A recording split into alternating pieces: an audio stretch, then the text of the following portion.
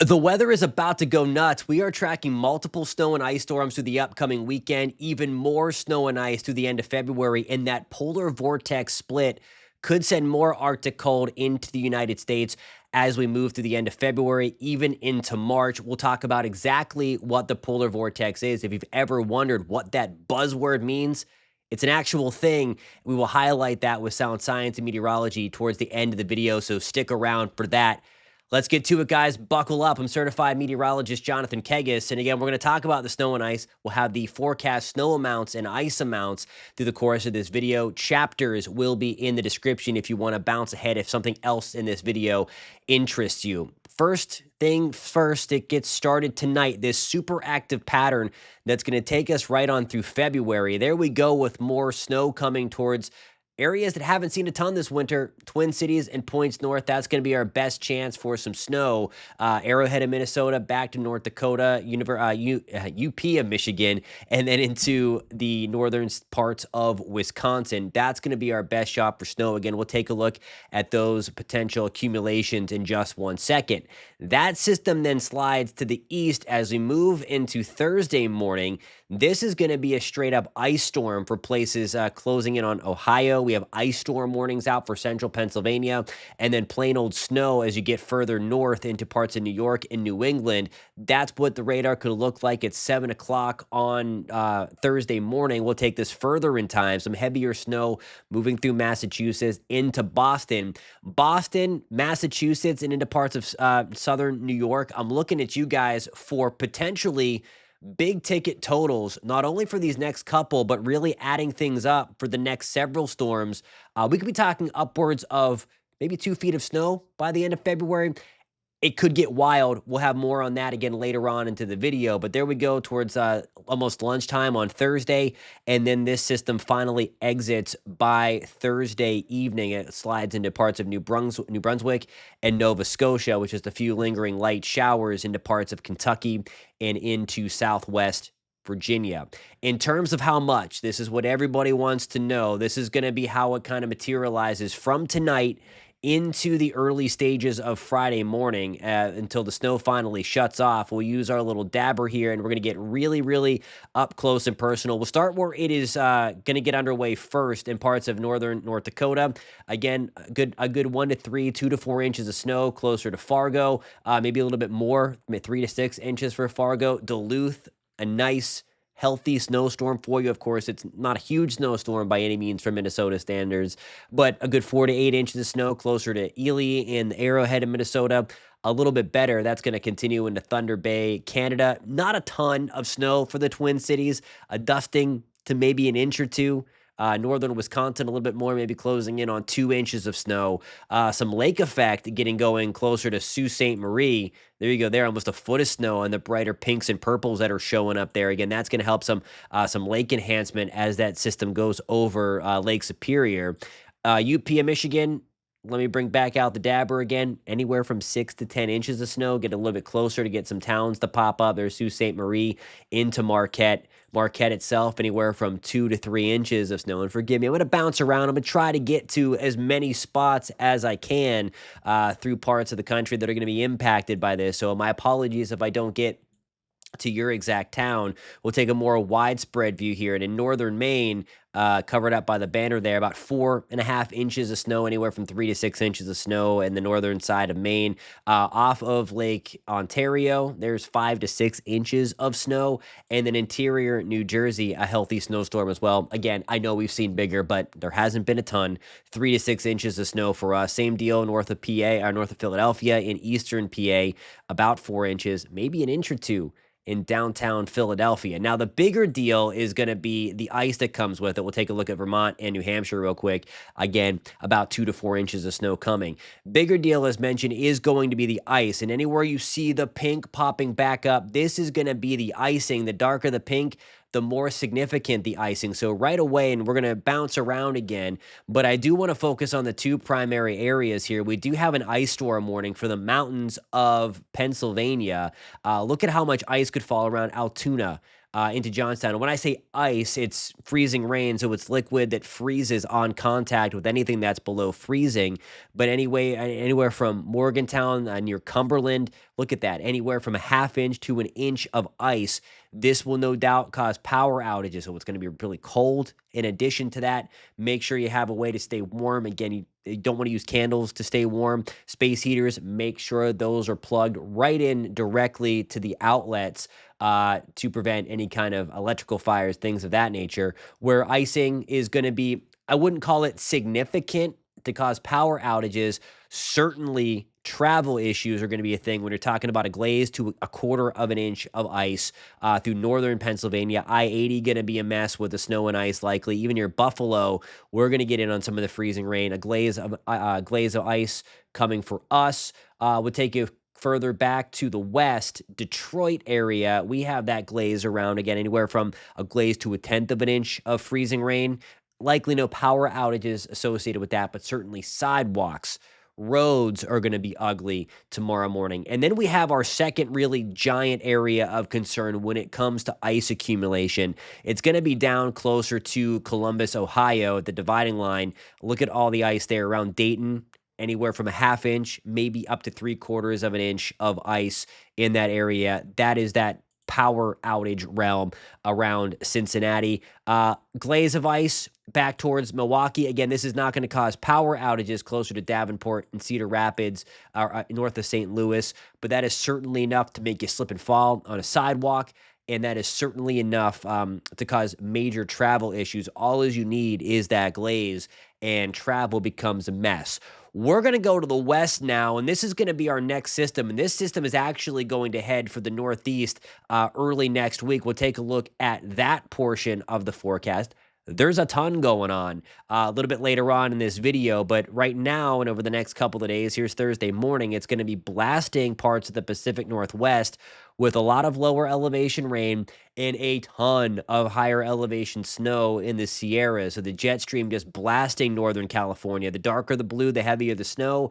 The darker the green, the heavier the rain there. This is going to be through about 1 a.m. on Friday, and you see that heavy snow through parts of southern Oregon into Northern California. Here again is that same time frame from about Thursday morning through early Friday morning, the amount of snow coming our way into parts of the Cascades, into the Sierra Nevadas. Look at this. We'll bring out the dabber again, and we'll get a little closer so you can see there.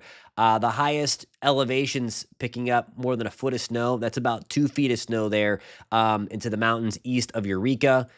27 inches there, 14 inches in the mountains just to the west of Reno, Nevada. We'll take you further down into the big crushing snow area. Mammoth Lakes, we always get a ton of snow when we're dealing with these atmospheric river events, as we call them, with that steady stream of moisture just surging in off of the Pacific, anywhere from 2 feet to maybe even up to 3 feet of snow in the higher elevations there. So some big time snow coming, and that is only through Friday. That storm likely continues into the start of the weekend as well, as the jet stream is just kind of plastered right through. So the subtropical jet, we have two jet streams. The polar jet, you see that oriented in the northern tier of the country. That's the northern stream.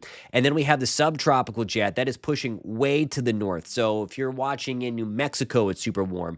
Anywhere through the southeast, it's super warm. Florida, Texas, Louisiana, potentially breaking records in the high temperature department. It's that subtropical jet stream that's blasting through, allowing for all that moisture to come through California. Those storm systems through the weekend are going to be riding the polar jet stream. So putting all of that into the forecast here, look at what happens and look at the divide. Thursday, February 6th, the timer is on top, the timestamp, 85 in Orlando. Meanwhile, in Willow City, high temperatures are struggling to get on the other side of 0 degrees, on the positive side of 0 degrees.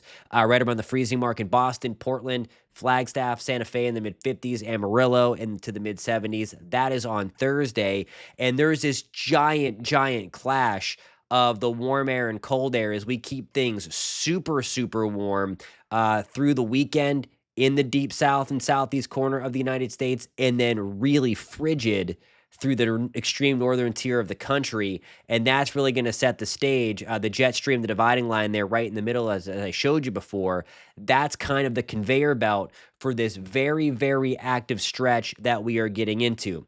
Mentioned before about the polar vortex. We're going to get into that in just 1 second. If you're still with me, do me a favor. If you're enjoying this, or if you're not, hit that thumbs up button. But I'd like to know either way to make this content better for you guys and have you guys come back and join the team. If you want to be on the team, hit that subscribe button. We are over 100,000 strong. Appreciate all of you. Okay, so now I want to go to the other weather computer now, and we're going to go a little bit long range. And I called out Boston before, and I want to show you, this is the European model. We're going to take this back in time to show you these storms. I talked about 6 storms crossing the country in about a 2-week span. No doubt the most active stretch of winter. Look at this. So let me get my old illustration off. That was from yesterday. We're going to kind of draw a line maybe right in through here. North of that, you are about to have a ridiculous second half of winter. Just insane. So here is storm number 1. Again, we have that wintry mix sliding on through and then exiting. We detailed that earlier in the video. This is that event that is right now crushing parts of California that will on Thursday into Friday. That is going to scream across the country, bring more snow closer to the Twin Cities, maybe getting into Chicago, Wisconsin. Hey, Detroit, we could get some snow out of this too.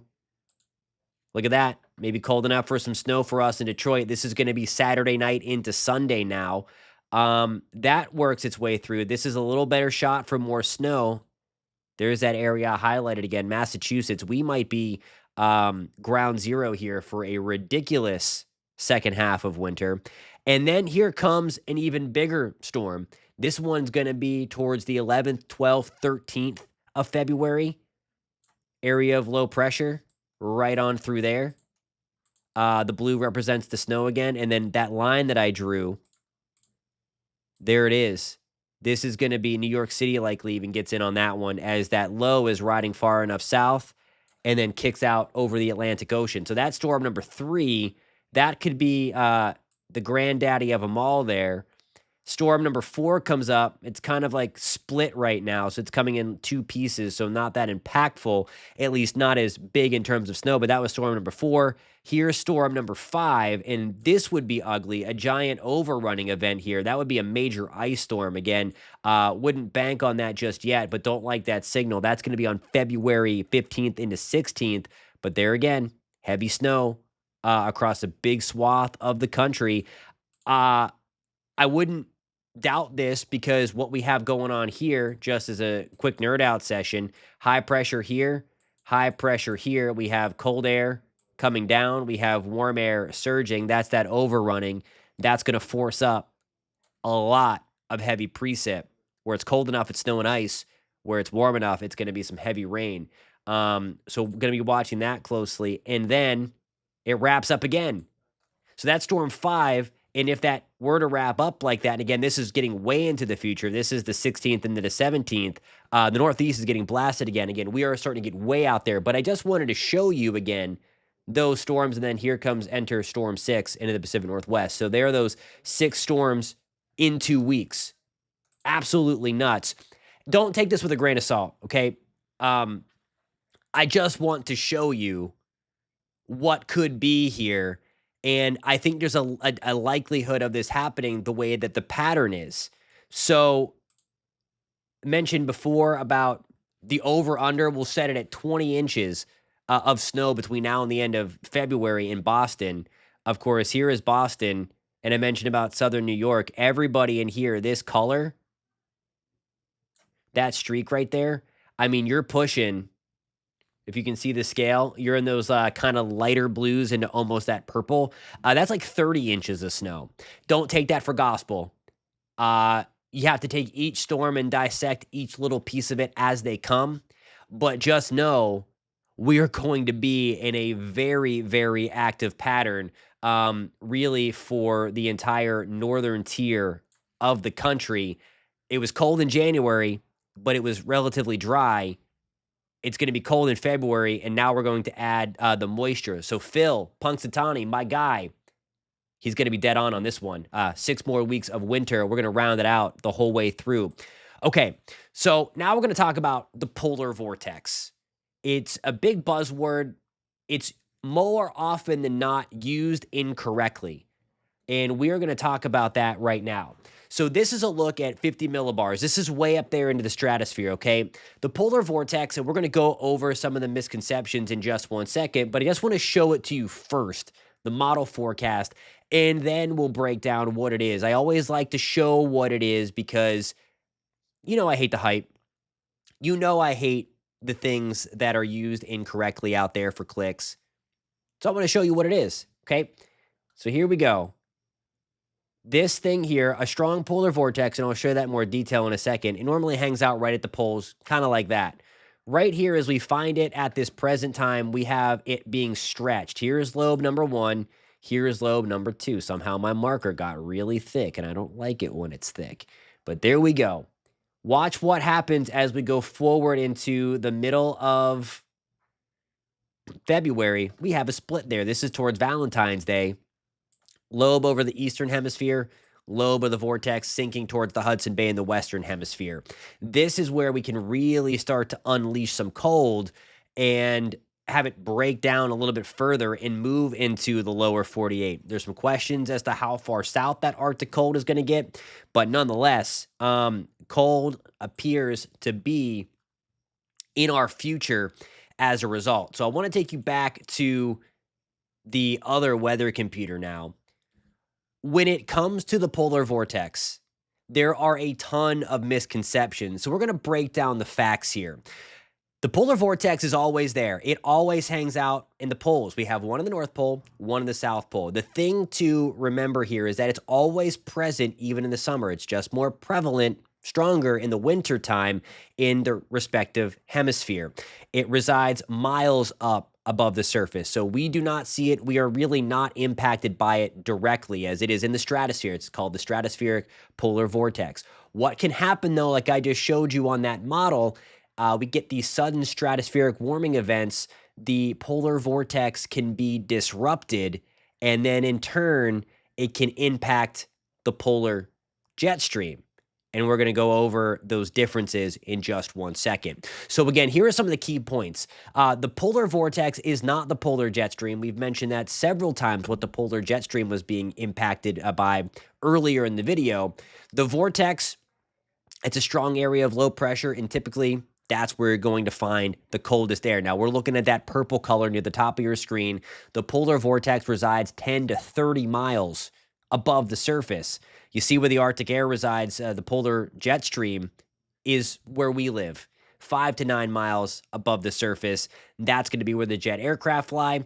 That's in the troposphere. That's the dividing line between the really cold air that we dealt with in January and the relatively warmer air that is kind of surging a little further north. When the vortex is strong or stable, that is when we have those very limited Arctic outbreaks, and it's generally warm because the jet stream is stronger.